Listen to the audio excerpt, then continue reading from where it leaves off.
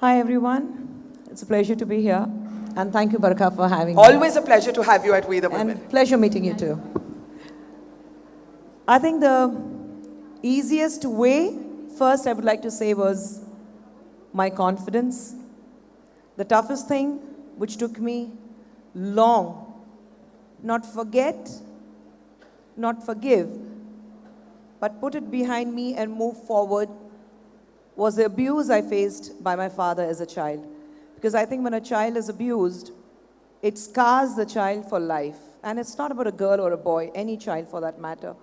It scars them for life.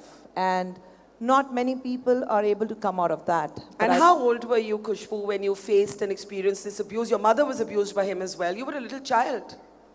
My mother has been through a most abusive marriage. A man who probably thought it was his birthright to beat up his wife, beat up his children, sexually abuse his only daughter. He thought it was birthright. Being a man, it was his right to do so. And when my abuse started, I was just 8 years old. And I had the courage to speak against him when I was 15. At the age of 15? Let's applaud that courage. How did you take him on? I mean, most of the girls in this hall are about 18, the school and college girls, the school girls are even younger. At 15, how did you take on this abusive father?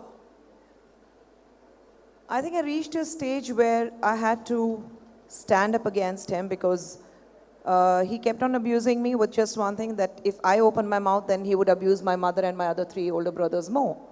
And that fear sets into that you don't want your other family members to be abused because what you're going through. And one fear which stayed with me was probably my mom may not believe me because I have seen her in that environment. Ki kuch bhi ho jaye, mera pati devta hai. You know, that kind of a mindset.